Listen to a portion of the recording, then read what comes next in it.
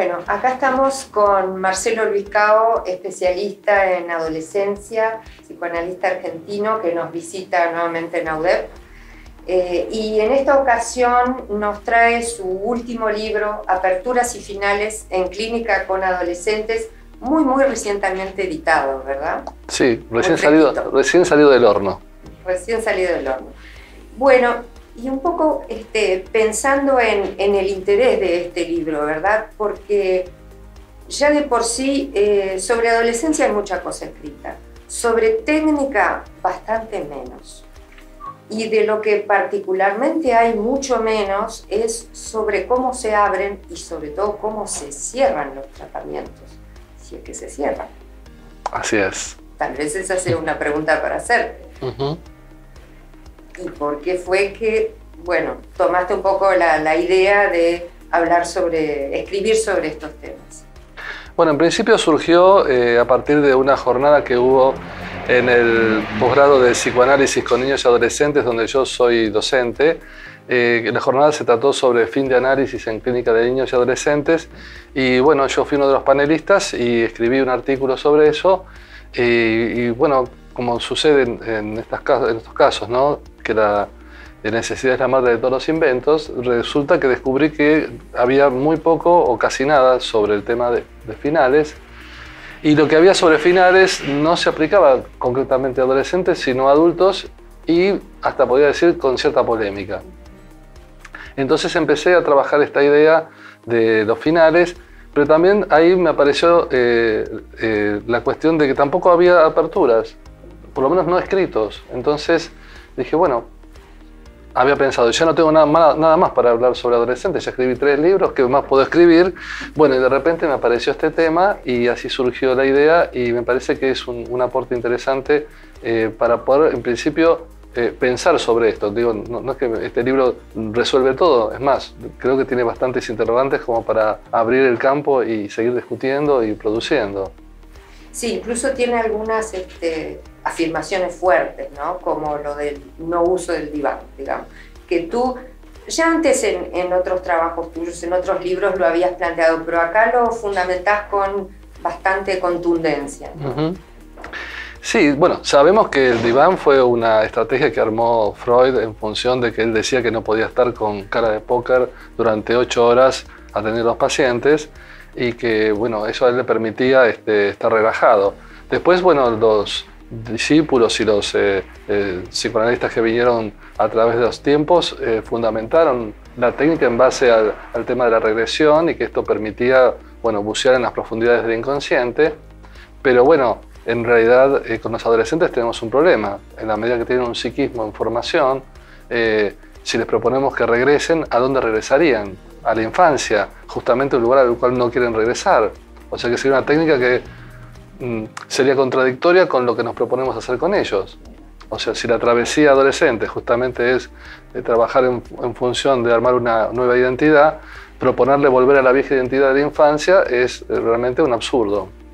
Y aparte genera resistencia, porque este es otro de los temas, ¿no? O sea, yo podría decirlo a nombre propio, ¿no? Cuando empecé mi primer análisis era un adolescente y me mandaron a hacer diván y realmente era una situación entre curiosa e incómoda porque uno no sabe muy bien cómo manejarse, ¿no? Especialmente porque necesita el adolescente la mirada del otro como para poder sostenerse. Así que efectivamente el diván no es solamente aconsejable en esta línea, sino que puede generar también situaciones iatrogénicas. Claro, y tú has dicho también en otros de tus libros, por acá lo trabajas especialmente, cómo los adolescentes también hacen un uso del consultorio muy particular.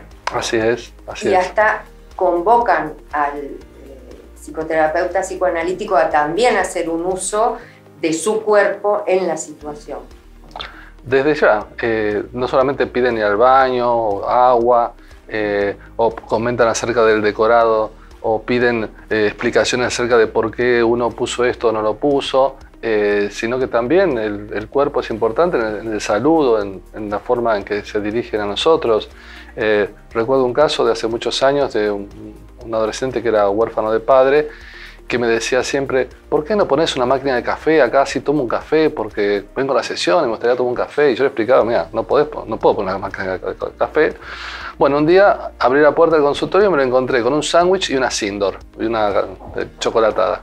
Perdón por la publicidad.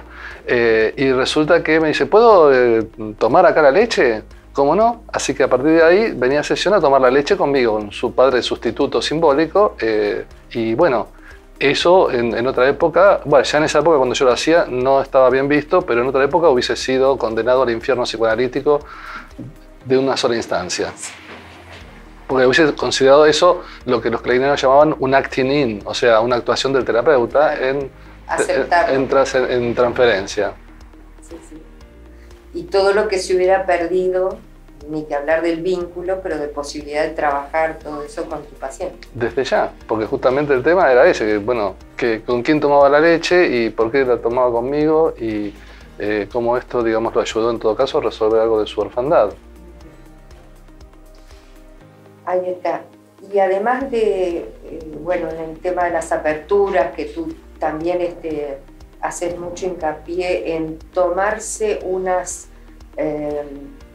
entrevistas sin un plazo determinado de antemano para, bueno, un poco ver cuál va a ser el paciente, cuál va a ser la indicación clínica, ¿no? Esto me pareció interesante, lo de subrayar que no hay por qué acotar a X número de entrevistas para tomar algunas directivas y qué consecuencias puede tener esto después en el tratamiento mismo.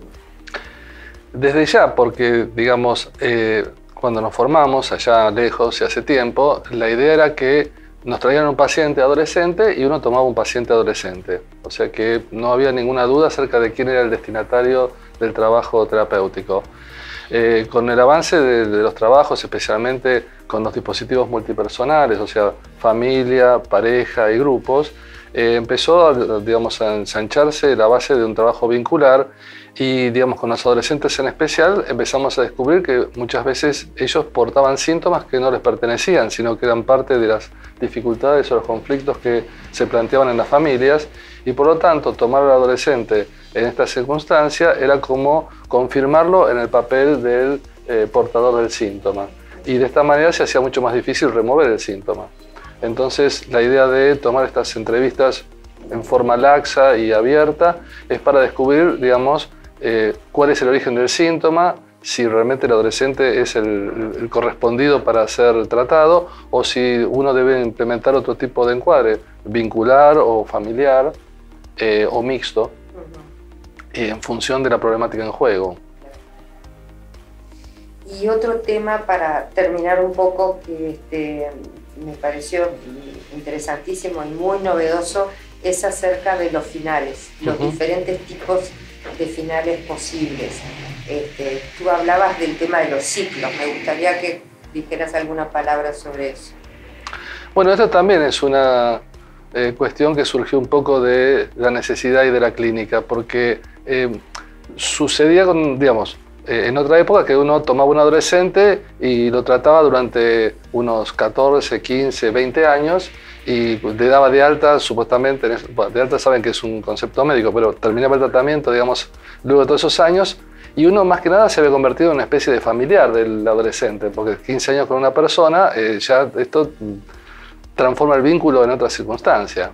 La adolescencia había pasado. Tranquilamente, por ejemplo. Pero lo que empezó a suceder es que, bueno, primero algunos adolescentes se atrevían a pedir, bueno, me gustaría probar solo. Una frase que resultaba fatídica para muchos terapeutas porque les parecía que esto era una interrupción brusca y sin elaboración de una situación, cuando a mí justamente me parecía lo contrario. O sea, si quieren probar solos es porque justamente parece que tienen recursos para probar. Y lo que empezó a suceder es que yo amablemente los dejaba partir y al tiempo, el tiempo podía ser meses o años, retornaban. Y entonces empecé a pensar esta idea de los ciclos. O sea, venían para un ciclo, sucedían cosas en ese ciclo que no sucedían en los ciclos subsiguientes. Por ejemplo, un caso típico es el de los muditos. O sea, entre los 12 y los 14 o 15 años, en general los traen los padres a terapia, los adolescentes no hablan, uno les tiene que hacer un reportaje, les pregunta cómo les fue en esto, aquello, lo otro, contestan con monosílabos y uno puede creer incluso que no está haciendo nada con ellos. Es más, hasta uno puede pensar que le está robando la plata a los padres, digamos, ¿no? Y en realidad lo que está desarrollándose ahí son las funciones apuntalante y acompañante del terapeuta que fundan, digamos, la posibilidad de que en el ciclo subsiguiente ya el adolescente no es convocado por los padres, sino que es el mismo adolescente el que llama y propone tener nuevas entrevistas o armar un nuevo ciclo de tratamiento donde ahora sí hablan. O sea que uno estuvo sembrando, pero bueno, cosecha más adelante. Entonces, y esto, bueno, se puede repetir varias veces. Tengo pacientes que han venido ya incluso de adultos, ¿no? O sea, que los empecé a ver cuando tenían 14 años, luego los vi a los 17, luego los vi a los 22, y hay uno que ahora tiene 40 y me volvió a consultar. O sea, ya no podemos considerar un adolescente, obviamente, pero digo, el tema de los ciclos se puede sostener incluso más allá de la adolescencia. Sí, sí, es algo que yo he visto últimamente también. Y este libro me ayudó mucho a poder entender no solo a los adolescentes, sino justamente los pacientes adultos que también a veces, por una situación puntual, vuelven para otro ciclo.